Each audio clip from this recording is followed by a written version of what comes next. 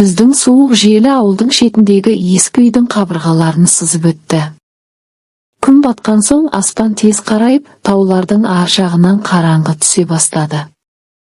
Мал қораның іші жылы, бірақ ылғалды иісі мұрынды қытықтайды. Нұрикамал үш аяқты орындыққа отырып қара сиырдың артына жайғасты.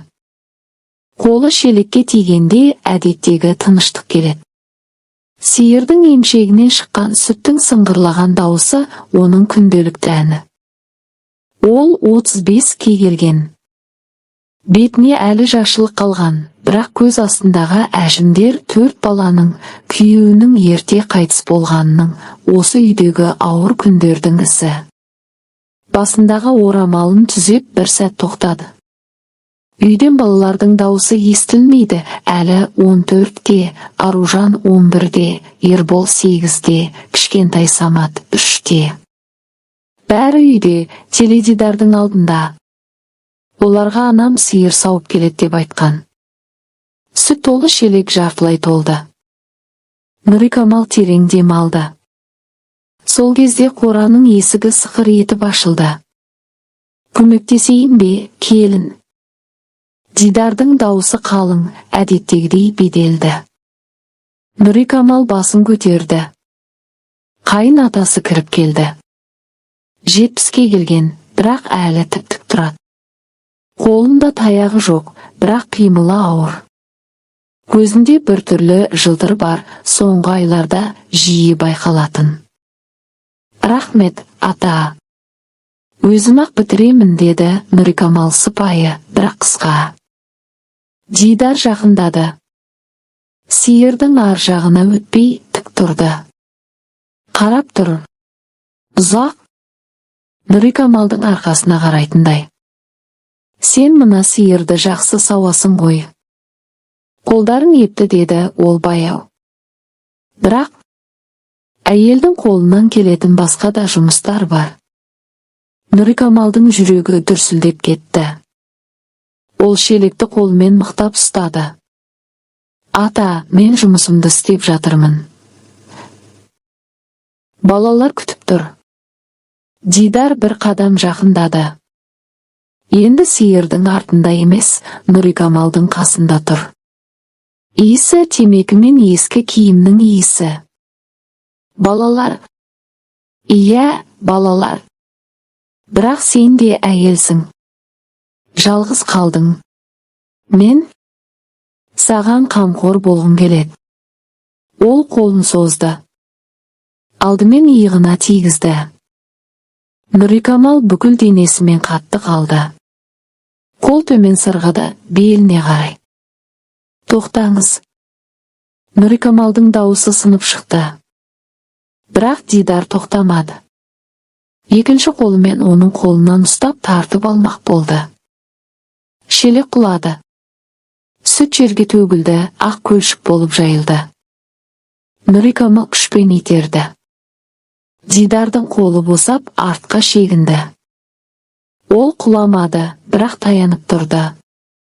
Не істеп тұрсың сен? Деп айқайлады ол. Бұл менің үйім. Менің ережем. Нұрикамал тұрып кетті. Көзіне жас келді, бірақ жыламады. Қорқыныш пен ашу аралас. Мен сіздің құлыңыз емеспін, деді ол дірілдеген дауыспен. Енді жетті. Ол қорадан шықты. Аяғы дірілдеп, бірақ жылдам. Үйге кіріп есікті іштен бекітті. Балалар таңғалып қарады. Ана, не болды? Деп сұрады әлі. Ештеңе емес. Тез жиналыңдар. Біз кетеміз. Ол сөмкелерді алды. Киімдерді, балалардың құжаттарын, аз ғана ақшаны бәрін салып алды. Самат жылады. Аружан қорқып тұрды. Қайда барамыз, ана? Деп сұрады Ербол. Әжеңдердің үйіне. Қалаға біз. Енді мұнда тұрмаймыз. Түн ортасына қарай олар шықты. Ауылдың шетіне дейін жаяу. Жолда ешкім көрінбеді. Нұрикамал балаларды қолынан жетелеп жүгірді. Артқа қарамады. Үйде Дидар қорада тұр. Сүттің иісі әлі мұрында. Ол қолын қарады, Нұрикамалдың итерген жері әлі күйді. Таң атқанда Жанар оянды. Келіннің бөлмесінен ешқандай дыбыс жоқ. Есік ашық. Іші бос. Дидар, деп айқайлады ол. Келіннің, балалар, жоқ. Дидар бөлмеге кірді. Төсек жиналмаған. Шкаф ашық. Бос. Ол тісін қысты. Қашыпты. Бірақ қайда барса да тауып аламыз. Бұл менің немерелерім. Менің қаным. Жанар екі қолын бетіне басып отыра кетті. Ал Нұрикамал балаларын жетелеп ауылдан шығып кеткен жолда тұрды. Алда қараңғы жол. Артта қараңғы үй. Бірақ ол алға қарай басады. Бір қадам. Тағы бір қадам. Енді қашатын жері бар. Түнгі сағат 1-лер шамасында ауылдың соңғы шамы да артында қалды. Нұрикамал балаларын жетелеп асфальт жолдың жиегімен жүріп келе жатты. Саматтың аяғы шаршап, жылап-жылап шаршады. Оны арқасына көтеріп алған. Қалған үшеуі әрең басып келеді. Әлінің қолында шағын сөмке, Аружанның қолында су бөтелкесі мен нан қапшығы. Ербол үнсіз, бірақ көзі үлкейіп қорқынышпен толы. Ана, біз қайда барамыз? Деп тағы сұрады, әлі дауысы қатты шықпады. Нұрикамал тоқтамады. Тоқтаса артына қарап қорқып кететінін білді. Алматыға жақын тұратын апайыңның үйіне. Ол бізді күтеді. Жылы төсек, ыстық шай. Ертең таңертең жетеміз. Бұл сөздерді өзіне де айтып жатқандай еді. Жүрегі әлі қорадағы сәтті ойлаған сайын қысылып тынысы тарылады. Дидардың қолының ізі әлі иығында күйіп тұрғандай. Бірақ ол балаларға көрсетпеді. Көрсетуге болмайды. Жолдың бойындағы автобус аялдамасына жеткенде Нұрикамал демалды. Сағат 02:40. Таңғы 04:30-да Алматыға қарай баратын ескі дэйу автобусы келіп тоқтайды деп естіді. Ол билет алатын ақшаны алдын ала дайындап қойған, күйеуі қайтыс болғанда қалған сақинасын сатып жинаған 40 000 теңге. Оның ішінен 15 000-ы жол ақысына кетеді. Автобус келгенде іші жартылай бос. Жолаушылардың көбі ұйқылы ояу. Нұрикамал балаларды артқы орындықтарға отырғызды. Самат бірден ұйықтап қалды, басын анасының тізесіне қойып. Аружан мен Ербол терезеге сүйеніп сыртын қарады. Әлі әжесіне қарап отырды. Ана, ата неге сондай болды? Деп сыбырлады әлі. Ұстай алмай қалады. Бірақ ол біздің кінәміз емес. Біз енді өзіміздің өмірімізді өзіміз құрамыз. Сендер үшін, мен үшін. Автобус қозғалды. Қараңғы жол, кейде шамдары жанып тұрған ауылдар, кейде қара түн. Нұрикамал терезеге қарап отырды. Көзінде жас жоқ, ол жылауды тоқтатқан. Енді тек алға қарайды. Таңғы сағат 7-де Алматының шетіндегі Сайран автовокзалына жетті. Нұрикамал балаларын жетелеп шықты. Суық, қолдар үсіп тұр. Әпкесі Гүлнардың үйі Қарасай ауданының шетінде, таксимен 40 минуттай жол. Гүлнар есікті ашқанда бірден Нұрикамалды құшақтап алды. Көзіне жас келді. Құдай-ау, қалай жеттіңдер? Не болды? Нұрикамал ішке кіріп есікті жапты. Балаларды диванға отырғызды. Самат әлі ұйықтап тұр анасының қолында. Кейін айтамын деді Нұрикамал сыбырлап. Қазір. Балаларды жатқызайық. Мен шаршадым. Гүлнар түсінді. Балаларға жылы көрпе әкеліп шай қайнатты. Нұрикамал бір стақан шайды ішіп әрең сөйледі. Ол маған тиісті. Қорада. Мен қаштым. Балаларды алып кеттім. Енді қайтып бармаймын. Гүлнардың беті қатты өзгерді. Қолы дірілдеп стақанын қойды. Дидар аға ма? Ол 70-ке келген адам ғой. Иә, сол. Мен оны тоқтата алмадым. Бірақ балаларымды қорғай аламын. Гүлнар үндемеді. Біраздан кейін тұрып Нұрикамалдың қолын ұстады. Мұнда тұрасыңдар. Мен жалғыз тұрамын. Балалар мектепке барады. Сен жұмыс істейсің. Бірге шығарамыз. Алғашқы күндері Нұрикамал ұйықтай алмады. Түнде көзі ашық жатып Дидардың дауысын еститіндей болды. Бұл менің немерелерім. Тауып аламыз. Телефонды өшіріп тастады. Сен картасын ауыстырды. Бірақ үшінші күні Гүлнардың телефонына белгісіз нөмірден қоңырау түсті. Гүлнар трубканы алды. Алло? Қарсы жақта Жанардың дауысы. Қатты ашулы. Гүлнар, сен қайда жасырып жатырсың менің келінімді? Балаларды қайтар. Полицияға беремін. Гүлнар Нұрикамалға қарады. Нұрикамал басын шайқады. Айтпа. Мен ештеңе білмеймін деді Гүлнар. Олар мұнда емес. Жанар айқайлады. Өтірік. Ауылдағылар көрген. Автобусқа мінген. Сен оларды жасырып жатырсың. Дидар ауруханада жатыр. Қан қысымы көтеріліп, инсульт болғанша болды. Сендер кінәлісіңдер. Гүлнар трубканы қойды. Нұрикамалға қарады. Олар істеп жатыр. Полицияға берген шығар. Нұрикамал терең дем алды. Мен балаларды бермеймін. Ешкімге. Келесі аптада Нұрикамал құжаттарын жинады. Балалардың туу туралы куәліктері, өзінің паспорты, некелесу куәлігі күйеуі өлген соң қалған. Гүлнардың көмегімен заңгер тапты. Тегін кеңес беретін әйел, заңгер. Сіздің жағдайыңызда балалар сізбен қалады деді заңгер.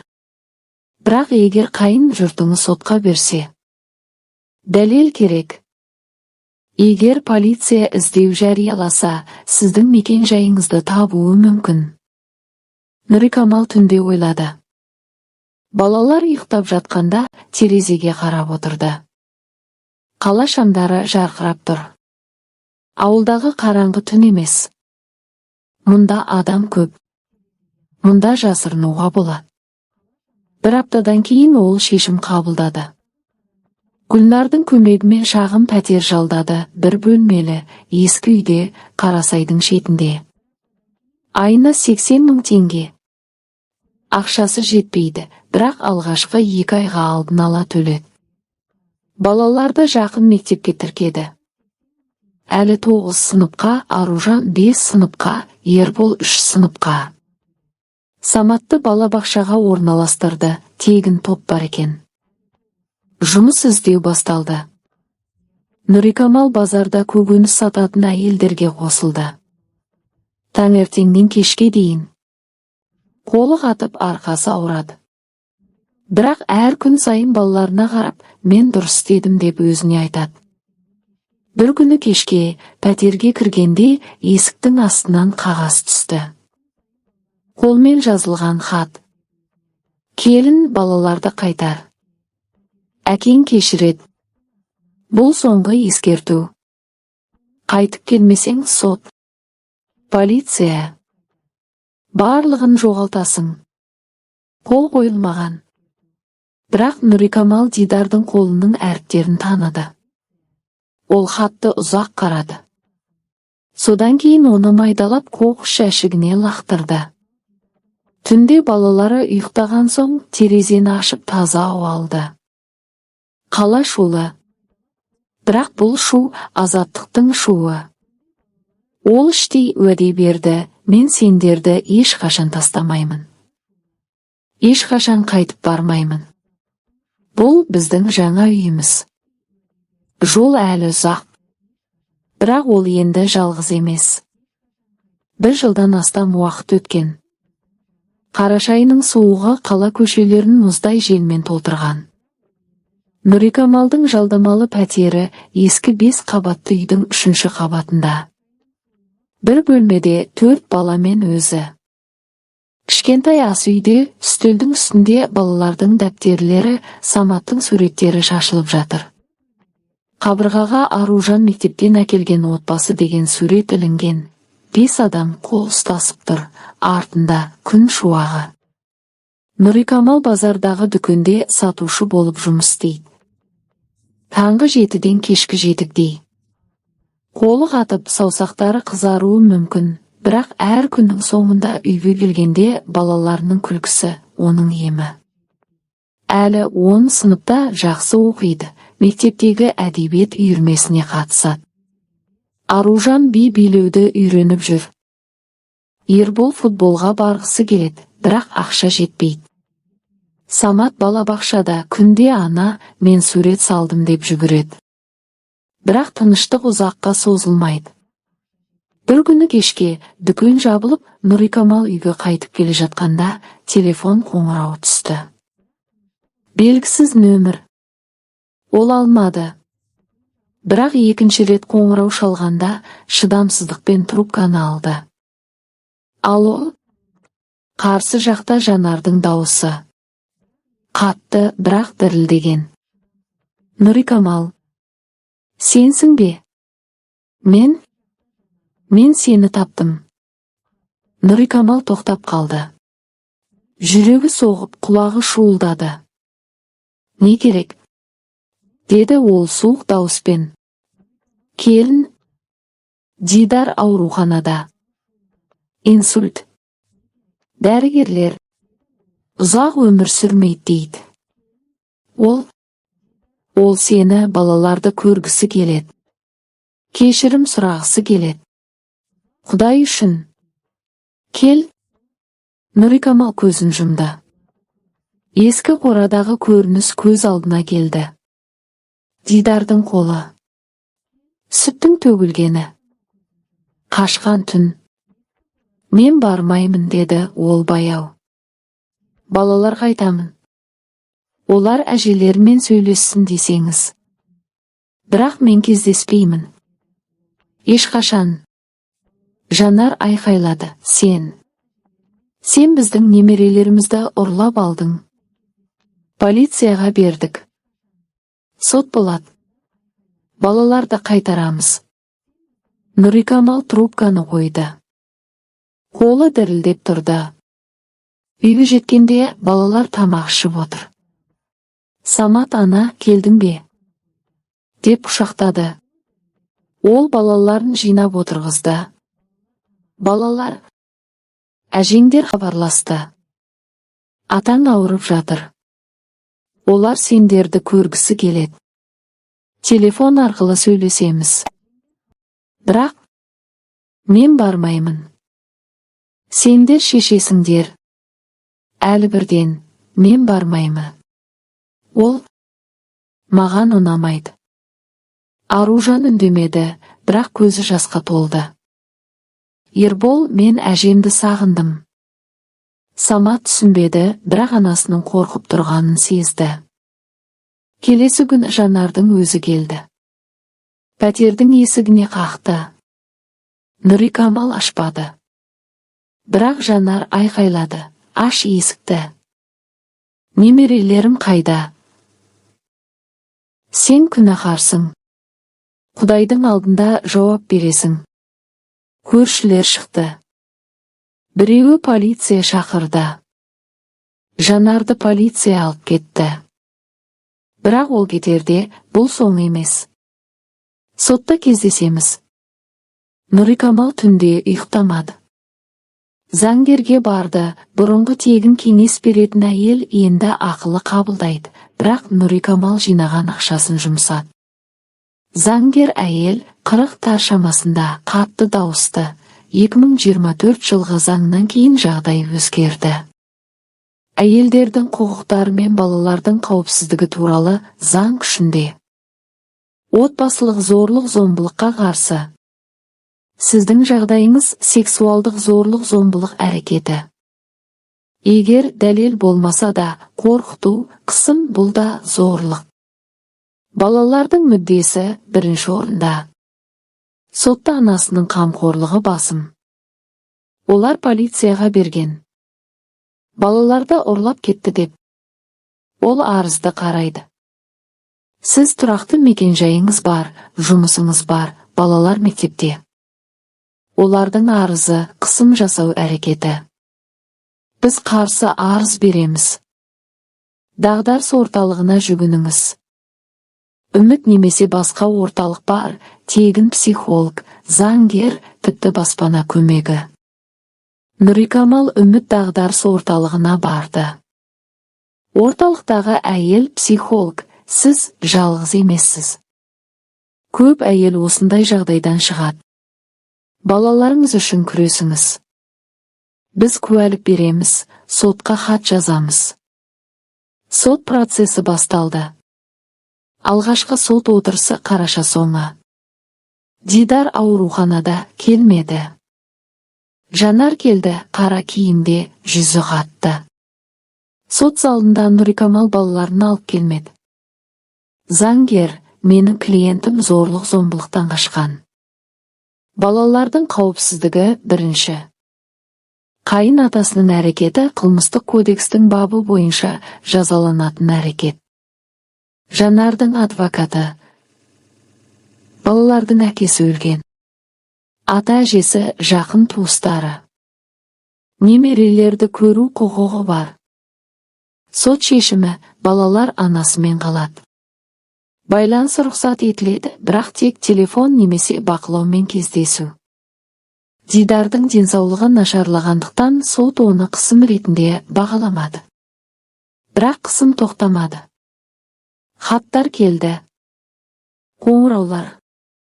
Бір күні базарда біреу Нұрикамалға жақындап, ағаң сәлем айтты. Балаларды қайтармасаң жаман болады. Нұрикамал полицияға барды. Арыз жазды, қорқыту. Полиция тергеу бастады. Түнде Нұрикамал балалары ұйықтаған соң терезеге отырып жылады. Бірақ бұл жолы жеңілдікпен жылады. Мен дұрыс істедім. Мен оларды қорғадым. Бір жылдың ішінде ол өзгерген. Күштірек, қорқуы азайған. Балалар өсіп келеді. Әлі, ана, мен университетке түсемін. Сен үшін оқимын. Соңғы көрініс, қысқы күн. Нұрикамал балалармен паркте. Самат қармен ойнап жүр. Аружан күліп суретке түсіріп жатыр. Нұрикамал іштей, біз жеңдік. Енді іздеушілер келсе де. Біз қорғаныштамыз. 4 бөлім, жаңа жердің таңы 2026 жылдың ақпан айы. Алматының қысы әлі шықпаған, бірақ күндер ұзара бастаған. Таңғы сағат 7-де Нұрикамал оянып терезені ашты. Суық ауа бетіне тигенде ол терең дем алды. Енді бұл суық, қорқыныштың суығы емес. Ол таза, жаңа күннің суығы. Пәтерде әдеттегі таңғы шу, Самат ас үйде қасықпен ойнап ән айтып жатыр. Аружан айна алдында шашын өріп жатыр. Бүгін мектепте би үйірмесінің көрсетілімі бар. Ербол допты теуіп қабырғаға соғып жатыр. Ана, футболға апарасың ба бүгін? Әлі үстелде отырып колледжге құжат толтырып жатыр. Ол биыл 11 сыныпты бітіреді, мұғалім болғысы келеді. Ана, мен сияқты әйелдерге көмектесемін деп айтқан бір күні. Нұрикамал ас үйге кіріп шай қайнатты. Балаларға бутерброд жасады. Түсі, Саматқа бал қосылған, Аружанға қиярмен, Ерболға ірімшікпен, Әліге қарапайым. Өзіне қара шай, қансыз. 1 жыл бұрынғы соттан кейін өмір біртіндеп тұрақтана бастады. Дидар 2025 жылдың соңында қайтыс болды. Жанар хабарлады қысқа хатпен, әкең кетті. Кешірім сұрауға үлгермеді. Нұрикамал хатты оқыған соң 1 сағат бойы үнсіз отырды. Жыламады. Қуанбады да. Тек жеңілдік сезінді. Енді артынан қуатын көлеңке жоқ. Жанар әлі кейде қоңырау шалады. Балалармен сөйлеседі. Самат әжесін әже деп атайды, бірақ Нұрикамалдың қасында ғана. Аружан мен Ербол кейде барады Жанардың жаңа пәтеріне қала орталығында. Бірақ әрқашан Нұрикамалдың рұқсатымен, әрқашан қысқа уақытқа. Әлі бармайды. Мен кешірдім, бірақ ұмытпадым дейді. Нұрикамалдың жұмысы өзгерді. Базардағы дүкеннен шығып, үміт дағдарысы орталығында жарты күндік жұмысқа орналасты. Онда ол сияқты әйелдермен сөйлеседі, көмектеседі. Құжат толтыруға, полицияға баруға, балаларын қорғауға үйретеді. Жалақысы аз, бірақ жүрегі жеңіл. Кейде түнде ойлайды, мен сол қараңғы қорадан шықтым. Енді басқаларға жол көрсетемін. Бүгін ерекше күн. Әлінің колледжге өтініш берген күні. Ол құжаттарын сөмкесіне салып, анасына қарады. Ана, мен кеттім. Кешке келемін. Сен мақтанасың ба маған? Нұрикамал күлді. Көзіне жас келді, бірақ бұл бақыттың жасы. Әрине, балам. Сен менің мақтанышым. Бар, жолың болсын. Балалар мектепке, балабақшаға кеткен соң, Нұрикамал үйді жинады. Терезені тазалады. Қабырғаға жаңа сурет ілді, балалармен бірге түскен фото. Паркте, қар үстінде. Барлығы күліп тұр. Кешке балалар қайтып келді. Аружан би көрсетілімінен жүлде алған, кішкентай алтын медаль. Ербол футболдан гол соққанын айтып мақтанады. Самат ана, мен әжеге сурет салдым, жіберейік пе? Дейді. Нұрикамал басын изеді.